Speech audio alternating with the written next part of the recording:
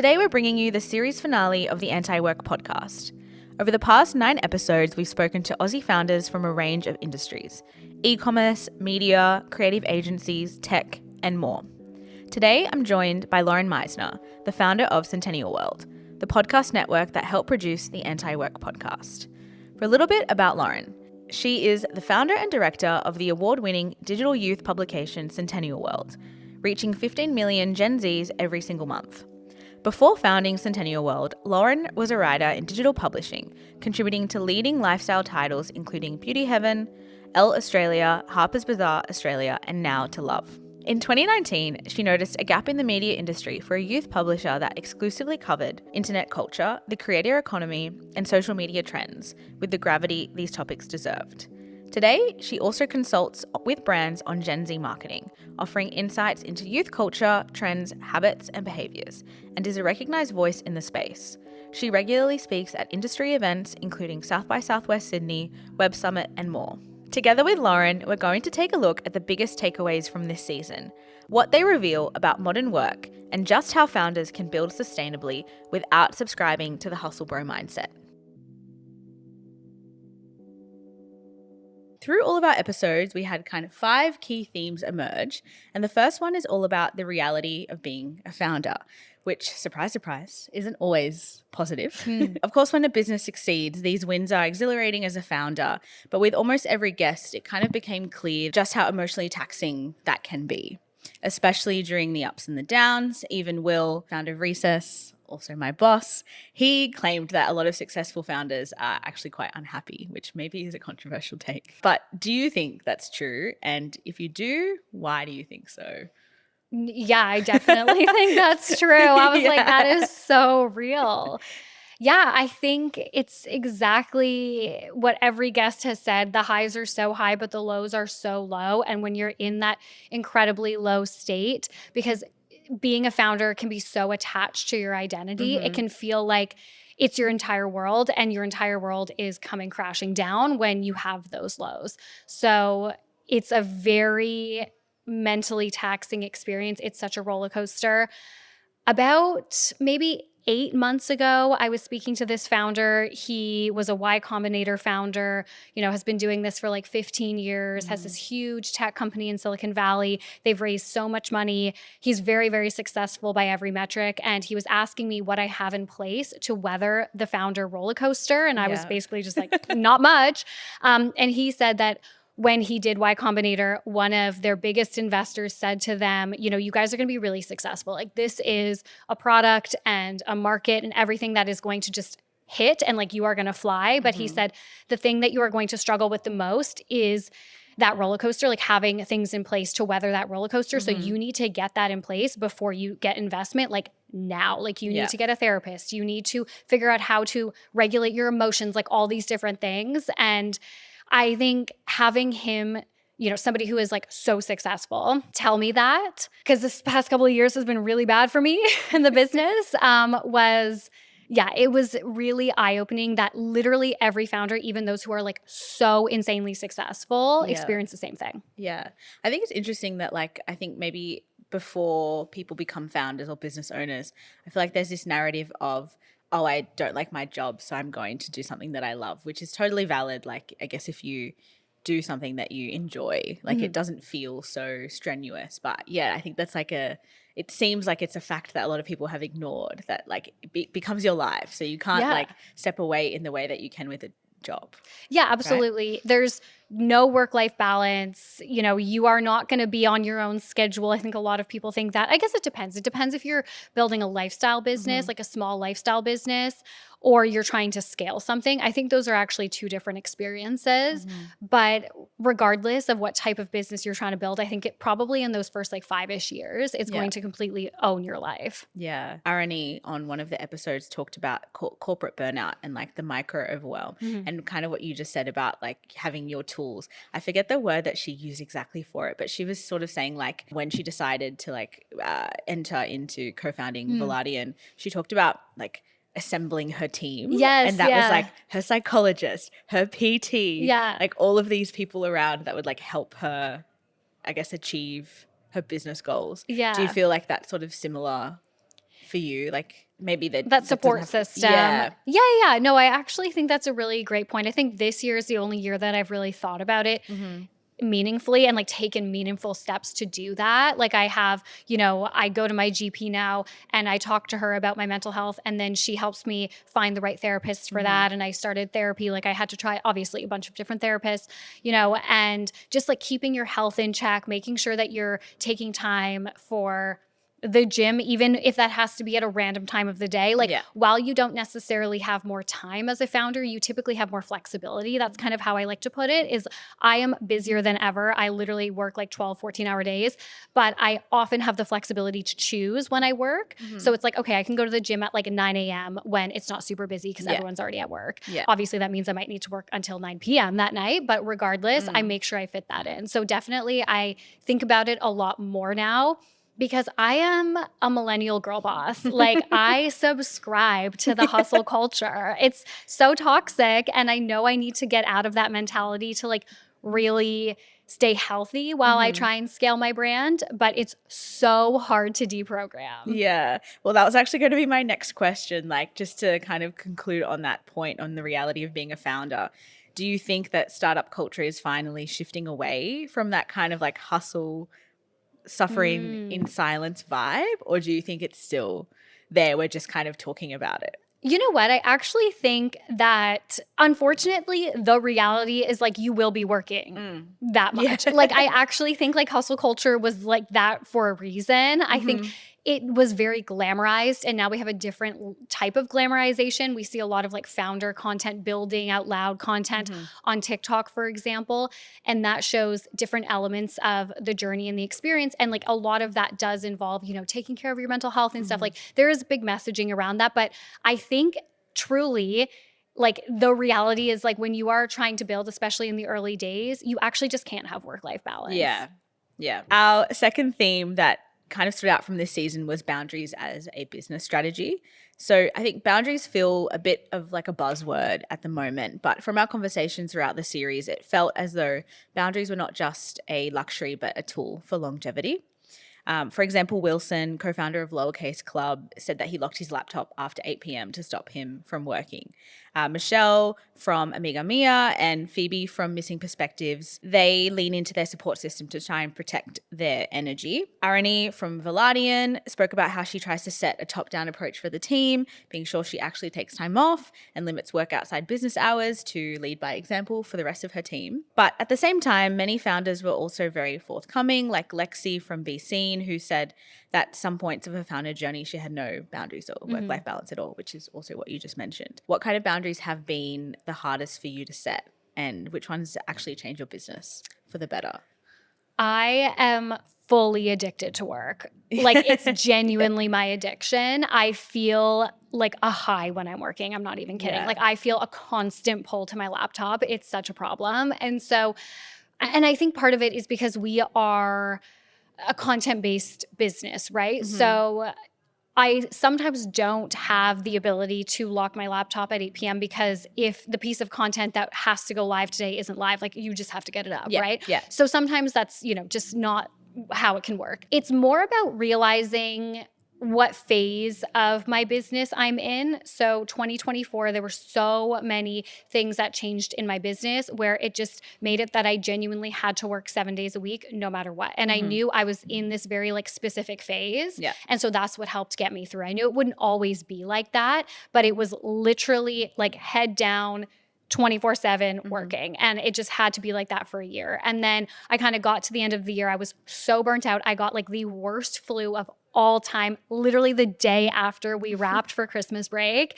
And I knew, okay, going into 2025, I'm going to have different boundaries. I'm not going to need to work this hard anymore. I've, taken a lot of learnings from this. And so I just changed how we do business so that I wouldn't have to work 7 days a week anymore, basically. Yeah. So I wouldn't say that I have hard and fast rules. It's more about understanding what my business needs at the time being, like what we're going through and what it needs from me. But of course, also keeping in mind, when I've had periods where I'm working all the time, what that's done to my sleep, to my mental health, to my relationships, and trying to, I suppose, preserve some of those because it can be so hard. Do you have any like specific, I guess Lexi talked about in her episode about that there's kind of like 4 or 5 pillars in your life, family, your friends, your relationships, work, health, and sometimes there's like times where one of them is, taking up a lot more time, and then the others, it kind of all balances out. But I guess when you're in those really heavy like work periods, another thing that Phoebe also mentioned, like implementing self-care before you burn out, not when you burn out. Yeah. So do you think that like those periods where you've obviously you know that you like love to work, you feel this pull, but in having kind of gone through burnout and now coming out of it, do you now try and like actively implement strategies to kind of stop you from getting there? Yeah, I mean, I definitely think making sure that I went to therapy consistently this year was a big part of that. Trying to focus a lot more on my sleep. So I developed really bad insomnia from the beginning of 2024, where I would literally go multiple nights in a row without sleeping, like genuinely not even a minute of sleep. And that was obviously horrific. And I would just push through those periods. Whereas now, if I have insomnia, I literally just message the Slack and I'm like, I didn't sleep tonight, so I'm gonna, stay home this morning and try and nap. I'm trying to kind of put those things in place. And I suppose my husband calls it like, taking advantage of the fact that you run your own business, that you're your own boss. Yeah. Because as I already mentioned, you don't necessarily have more time. You definitely don't have like more energy, but you sometimes do have that flexibility. So just taking advantage of that can really help with putting those boundaries in place and preventing the burnout. The other thing that I do is, in order to keep my life full, because obviously like work just consumes my life, is any social plan that I have, like if somebody asks me to do anything, if I don't have, something else scheduled, I will just say yes. Like I will make sure I see my friends multiple times a week if they're asking me to do things or I'm helping plan things, whatever, because even if I am like so exhausted and the last thing that I want to do is go to dinner with my friends because I literally just need to rot, like I'm so exhausted, I actually just force myself to do that because I don't want to, look up in 5 years and let's say I've sold the business or we're at a totally different phase and I have no friends, because this is all I did. So I force myself, even if I really don't want to keep working out, to keep doing date night with my husband, to keep seeing my friends. And that's like a really grim thing to say, like, oh, I don't like socializing anymore. But honestly, when you're in the throes of like, burnout and exhaustion and scaling, like you don't want to socialize. You don't want to see people. Like you just want to chill. Like you just want to rot.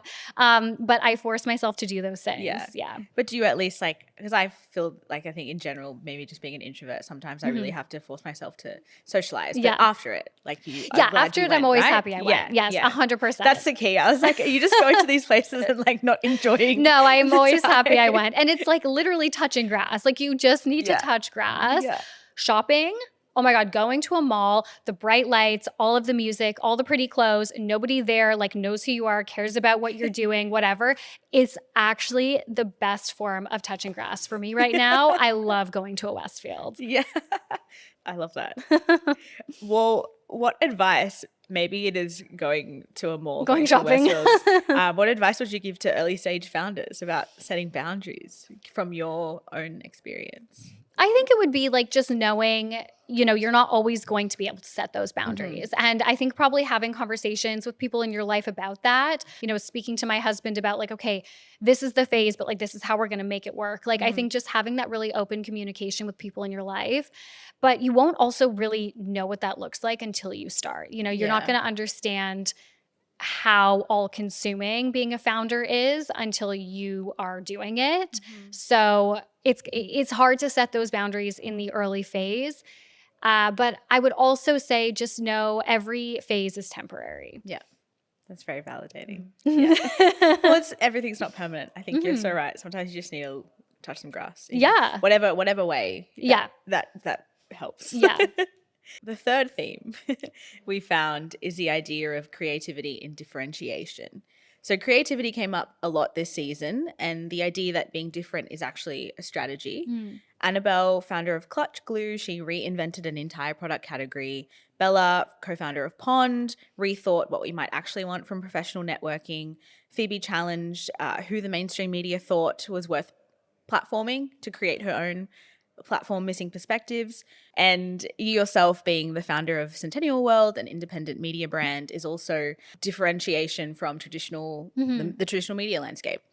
So why do you think creativity and being different has become such a powerful business driver? I think that's the point of launching your own thing, right? Is seeing a quote unquote gap in the market, like something, even if it's not necessarily a gap, sometimes it is a genuine gap. Like obviously Annabelle from Clutch Glue, that was a total gap. That didn't exist before. Sometimes it's not a complete gap, but it's something that you are really passionate about that you can do better than someone else. So I think that's really more what it's about. It's totally fine to have competitors. It's totally fine, I believe, to launch something similar to another brand, another company. But your superpower is you. The fact that like you are the founder and you are so passionate about this and you have something different to bring to the table in terms of your voice, your perspective, your product, whatever. Yeah.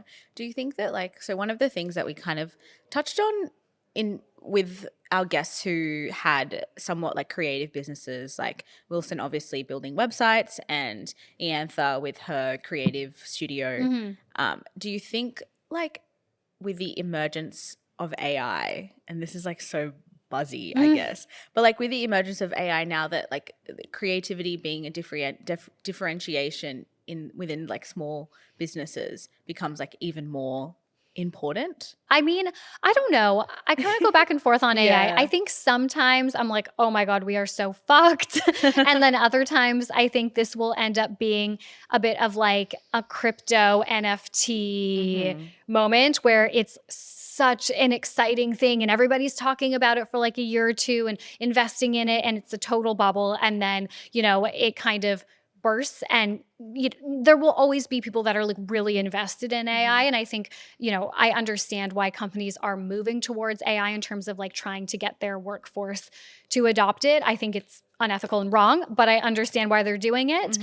However, I don't think it will have the chokehold on us forever as it does now. Yeah. Do you think like making like online content and being in the online space and in social media, do you find like it's affecting like your business or like the way that you make content? Not at all. No. Yeah. Honestly, no, not at all. Everybody still wants to follow humans. Who wants to follow an AI? Yeah, Who wants to follow a fake influencer? Nobody wants to follow that. I mean, of course, there's all these platforms now. Like they say that however many, like 7 million songs are made a day and posted to Spotify now. And, all these like AI podcasts and everyone's like, people are listening to it. Are they? Or is it other AI bots that are listening to this, So I think that there's so much smoke and mirrors in that industry. And I think you can't really take it all seriously. Yeah, mic drop.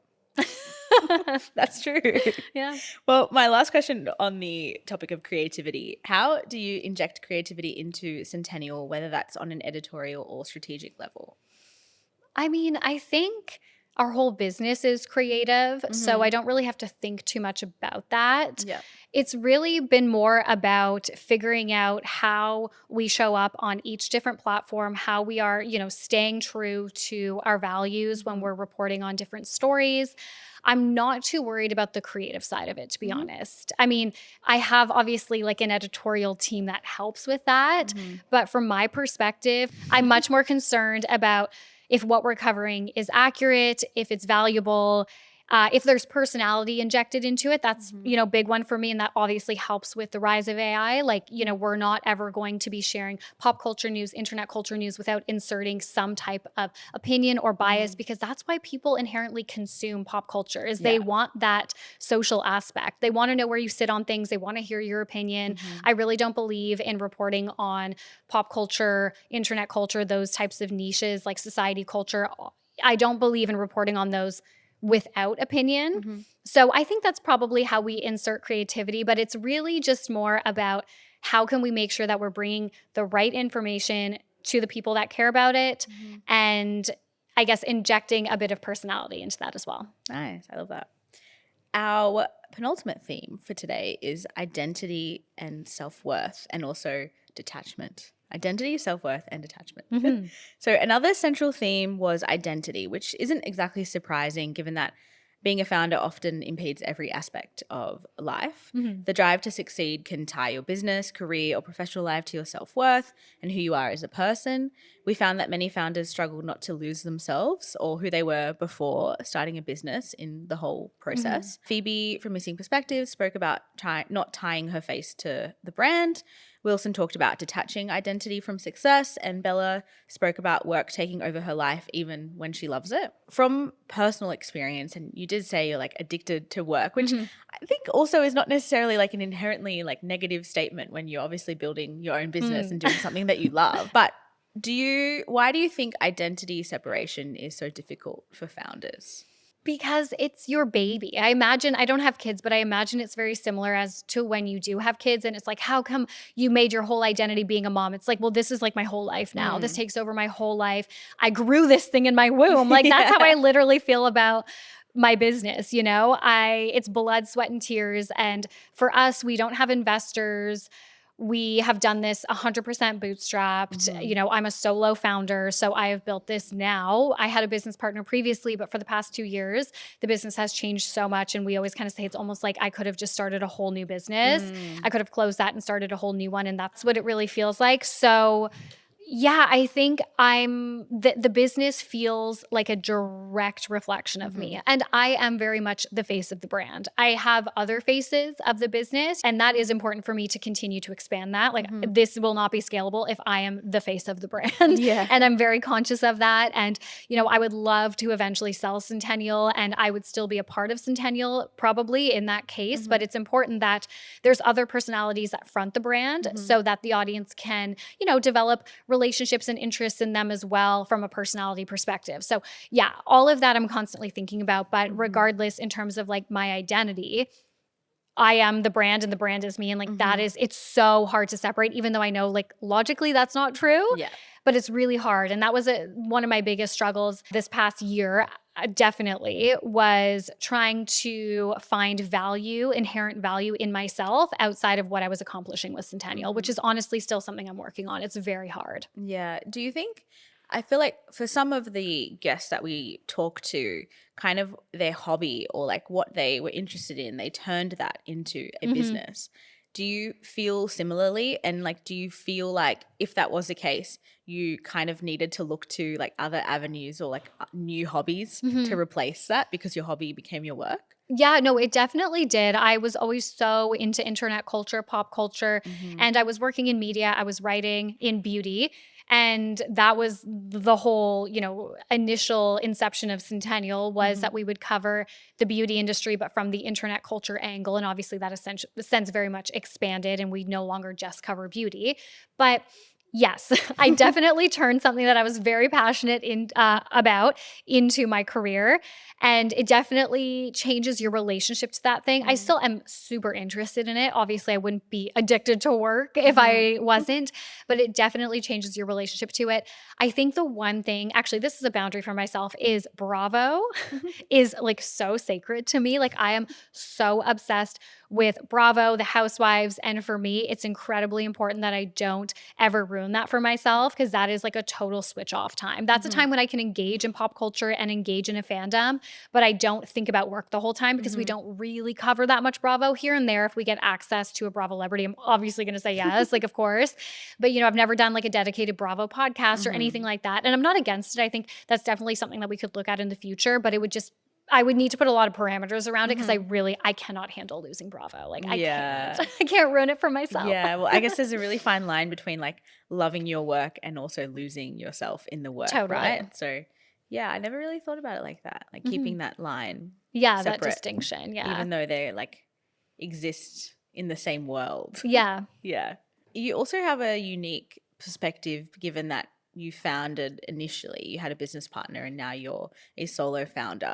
And some of the conversations like throughout the season were kind of leaning on their co-founder during times of whether, like, I know Bella talked about co-founded Pond, but they're in the very early stages of growing. So because I guess that requires so much work, she finds it like quite helpful to have a co-founder to lean on. Mm-hmm. What has sort of been like your experience from like the solo founder identity versus the co-founder identity? Do you find that because you like started, I know this is like a lot of questions, but just like kind of, it's not a specific like one there, but like I guess your experience from, like starting, maybe growing a business with somebody else and then now being a solo founder. Yeah, I mean, when I first went solo at the beginning of 2024, I had a few, industry friends who were also female founders solo who told me like strap in, it's like it's fucked. And I like honestly didn't believe them. I was like, okay, well, I've been running this business now at that point for 4 years. So I was like, well, I know it, like it's going to be fine. Like I really just like didn't believe them. My body believed them because this is when my insomnia started. And I just like literally, I wouldn't consciously feel stressed or anxious, but I wouldn't sleep, and I would have other symptoms, like physical symptoms, where I could tell my body was like in incredible distress, but I didn't necessarily notice that. Like it wasn't my brain maybe was like protecting me from that, because it really is like a divorce. Like it's a huge change in your life. So being solo is so much harder. I can't even honestly describe it.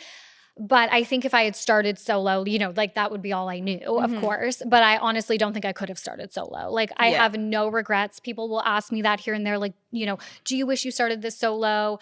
Would you ever look at getting another business partner? I definitely do not wish I started this solo. I'm so grateful for the years that I had with her, and it was so incredibly helpful. It makes everything feel so much lighter, when you're going through any type of business stress, any type of public facing controversy, which obviously happens in media. We have podcasts, we have TikTok, whatever, like all of that, you can weather that storm with somebody else who's a complete equal to you. And that is so incredibly beneficial and helpful. And we built such an amazing friendship and relationship together. So I like am so thankful for those years. And, when people ask me, oh, would you get another business partner? Honestly, I don't know. Because I had a great experience with a co-founder, I feel like I'm not, gun shy to that. Absolutely. But I think for now, I need to figure out kind of what I want from the business and what direction I want to take it in. And just making those decisions by yourself in some ways is easier. Some ways it's not, but in some ways it's easier because you have full control. But for now, I'm just enjoying being completely on my own program, calling all the shots, and just like taking that benefit from it, because obviously like losing a co-founder is a huge loss in many ways. Our last theme is the importance of connection and a professional support network. So we've kind of already like touched on this, but one thing that I really loved this season was seeing how nobody builds alone, even if they are a solo founder. Whether it's having a community-driven business like Michelle, a co-founder like Bella or Wilson, or even contractors like Iantha, the solo founder of Pick Studio. It sort of seems like it's clear that professional support structures look completely different from business to business. What kind of professional support systems have been crucial for you, and have these changed since becoming a solo founder? Yeah, I think I definitely lean on my team a lot more, which is like kind of controversial. I feel I think a lot of founders would say you should not do that. Like you shouldn't be that open with your team. But honestly, it's like so impossible not to be, especially being solo now. Our business changed so much. And there were so many changes, so many huge things we went through in 2024, and even honestly 2025 a little bit, that it was just impossible when you're a small team and a startup to keep a lot of that from your team. And so inherently we all just became like more enmeshed. I don't know. So I think that's part of it. And then, just finding more support with other solo female founders has been really helpful. Like Phoebe's one of my close friends. Crystal Andrews, who runs Z-Feed, is one of my close friends. Like I literally speak to these women. I speak to Crystal every single day, and I speak to them all the time, even if we're not catching up. And just having that network of women who are willing to chat with you and meet with you and stuff is so beneficial, and something that I didn't have as much of before I went solo. What do you think is an underrated form of professional support? I am kind of curious because one of the things that Iantha like stood out for me was, even though she obviously is a solo founder and she doesn't have any full-time staff, she engages with a lot of contractors, or she works with the same kind of people consistently.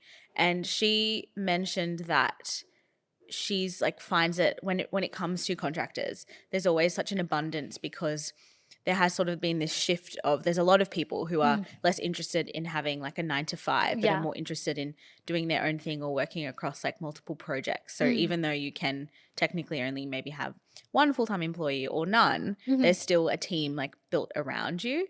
Do you think that like this is a general like kind of culture shift from your experience of like working with other like freelancers or contractors, or do you think that's like always been the case? Yeah, no, I think we've never had a hard time finding people that want to be, freelance part-time. I know some of my friends who run businesses like startups say that they have a hard time hiring full-time staff, like Yeah. like genuinely because everyone just wants to be part-time. Yeah. So yeah, I think culturally definitely I don't think it's ever been like a huge issue. I think especially now like there's so many ways to have like a portfolio career. So I think people are more interested in that absolutely.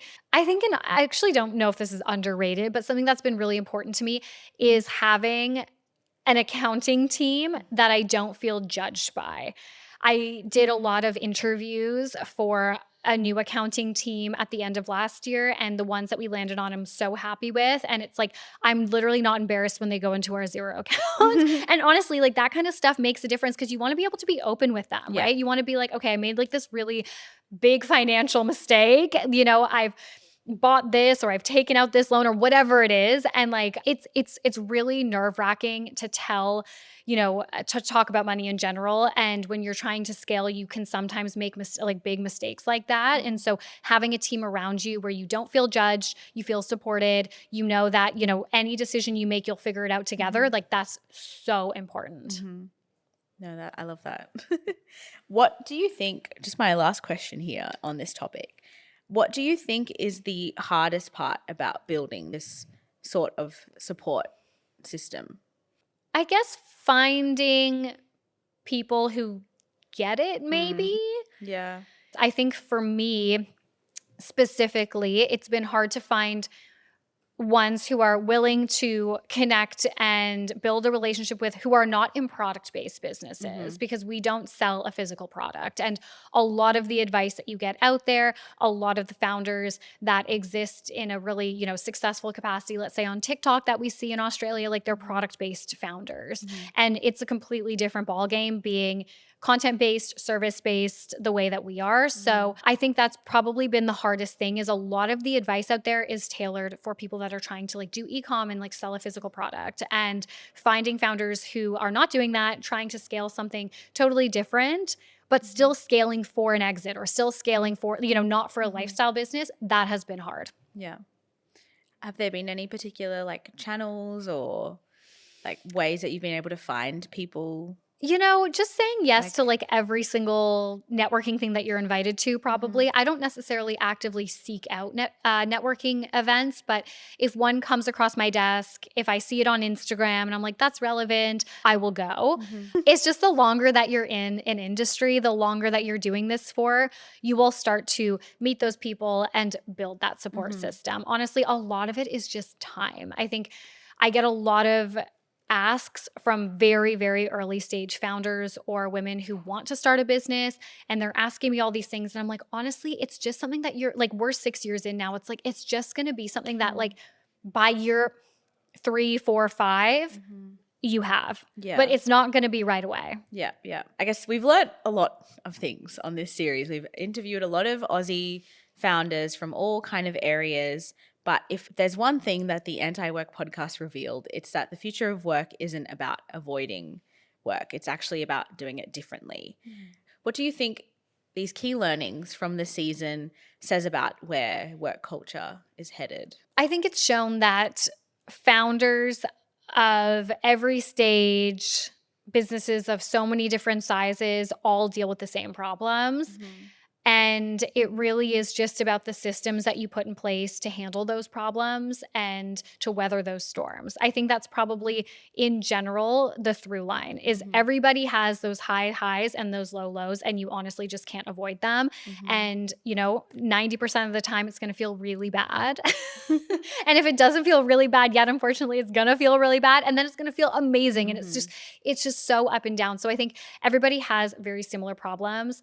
cash flow is constantly a problem for every size business, staffing problems, whatever it is. And it really is just about finding the tools that are right for you that help you survive that. You made me think about one of what we were talking about earlier about balance as a seasonal concept. It seems that's kind of like a really, almost like one of the most like key ones there. It's like being anti-hustle doesn't equal being anti-work. Yeah. It's just like sometimes you really have to hustle. Mm-hmm. You might not have balance, but everything sort of comes in seasons, and it's Totally. not like a consistent, like constant trying to make everything perfect. You're sort of just doing what you can at the stage that your business is in. Yeah. Right? Yeah. And just being okay with accepting that balance will not exist most of the time. Yeah. Even for me, I came from before Centennial, like I was a total gym rat, like 5-6 days a week. I had a whole YouTube channel dedicated to trying different fitness programs. Like gym was like my thing. And I just had to accept a couple of years ago when everything in my business changed and I became a solo founder and so much more pressure was on me. Like I just have to let that go. Like that season of my life will probably come back. And I still try and go to the gym as often as I can, but like I can't put pressure on myself to go to the gym 6 days a week. Like that was a huge part of my life, and my life has completely changed now, and I'm just in a different season. And so I just need to be okay with that, and it's just realizing that there will be things you need to let go of. There will be things that you need to prioritize, and you can't have it all at once. My last question for you after this big discussion is, what do you think the anti-work founder looks like in the future?